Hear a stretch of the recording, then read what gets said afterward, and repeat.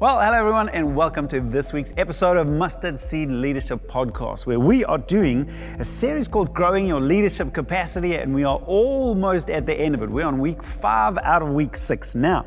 Remember, the definition of leadership capacity is simply how much you can handle as a leader, how much responsibility you can shoulder, how many people you can lead, how many projects you can manage, how much influence you can wield. Now, the good news is that that's not static, that can grow.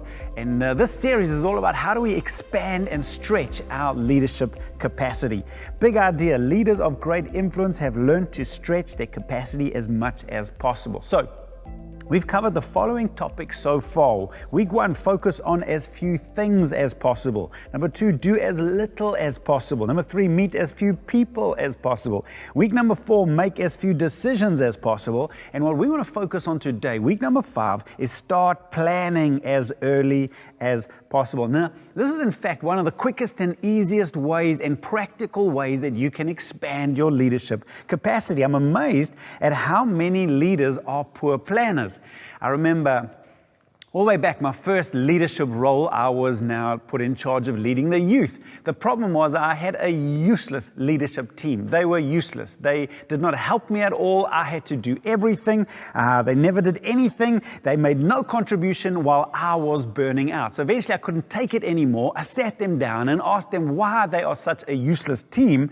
And basically they told me they were more than willing to help, but the problem is I did no planning as a leader. So I made all the plans on Friday afternoon, just hours before the youth meeting, and because I had made no plans, the team weren't involved in any way, and so I was left to do anything. The problem was not the useless team at all, the team was the useless leader. So what we did is simply arrange a monthly meeting. At the meeting, we scheduled out the next 6 weeks, we had a calendar, we planned it out, we discussed, we got ideas, we put topics, we put responsibilities, it went into the calendar, and just like that, leading the youth became so much easier. What's the point? Just simply learning to plan better gives your team the opportunity to bring out the best that they have to offer, which makes such a difference. So, big idea, you'll never get the best out of your team if they are not given time to bring their best. That's huge. Now, for the revelation that I want to look at this week is, once again, from the life of Jesus. Jesus was, in fact, a master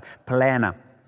In Luke chapter 10, verses 1 and 2, it says, "After this, the Lord appointed 72 others and sent them 2 by 2 ahead of him to every town and place where he was about to go. He told them, 'The harvest is plentiful, but the workers are few. Ask the Lord of the harvest to send out workers into his harvest field.'" Now, Jesus knew that he only had 3 years of public ministry, and so instead of getting caught up in the whirlwind of the crowd, he invested himself deeply into his 12, into his team, which we've looked at in previous episodes. But then, to maximize each of his visits, as he went from town to preach and teach the kingdom, to maximize those, he started sending his team ahead of him. So first, he sent out the 12 2 by 2. They were the ones who had the most training. He sent them out, and now we read he sends out 72 others. So 72 plus 12, that's about 84 in twos. That could be 42 different towns that he sends a team into. And their job was to prepare the way. They also could preach, they could heal some of the sick.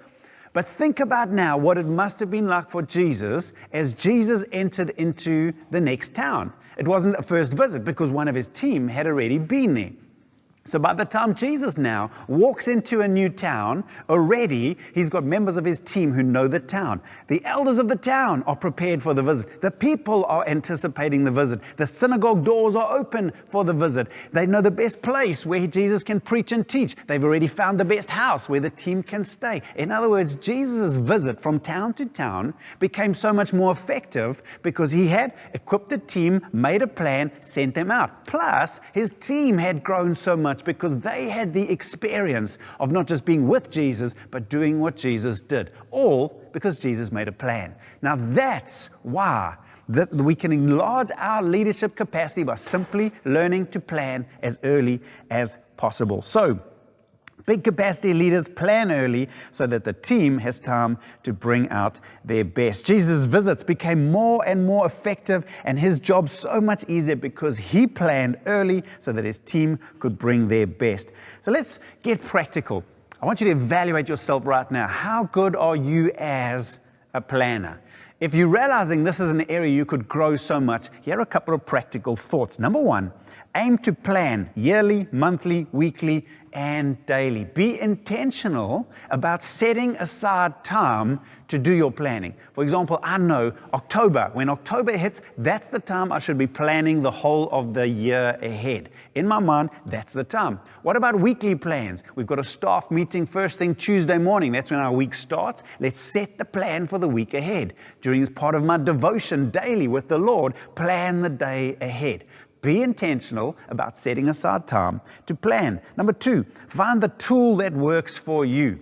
Now, whether that's your Google Calendar on your phone, we've got a wall chart as well for the whole year. You've got to find the system that works for you so that you can see the big picture, so that it's with you, so that it's usable, practical, and transferable, ideally, so that others can get onto the same page. Number three, establish your list of priorities and events and make sure those priorities are reflected in your diary. I've always said that a dream stays a dream until it hits your diary. In other words, if something is important to you, it should be reflected in your planning and in your diary. For example, we love our leadership team. We appreciate our leaders and our leadership team, but really we're not going to appreciate them unless there's something in our calendar giving us an opportunity to express that. So being a church, we will set aside one Sunday a year. That's Leaders Appreciation Sunday, where we can make a big thing about our leaders. My point is this: plan it ahead. If it's planned ahead, then your priority can be worked out in a practical way. Number four, put the big rocks in first. What do I mean by that? Not all priorities are equal. So when it comes time to planning, some priorities are high and some are low. Some you can control and some you can't. So to put the big rocks in your calendar first means put high priority, low control first, and then work your way down from there. Let me give you an example. I'm part of an international translocal team.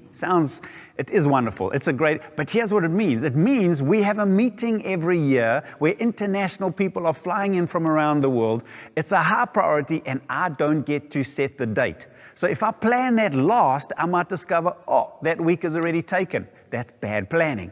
If it's high priority, low control, put it in first. Other things that I can control more, that are lower priorities, put those in last.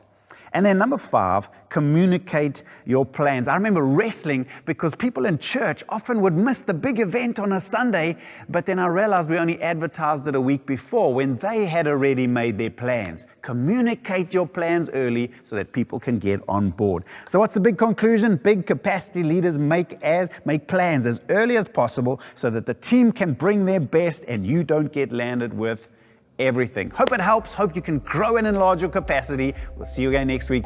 Bye for now. Thank you for listening to this week's episode. Remember, if you like the notes that come along with this episode or any one of our past episodes, you can visit outlookchurch.co.za/mustardseed leadership, where you can see all our past episodes, all the resources and notes that go along with this. Until next time, keep growing.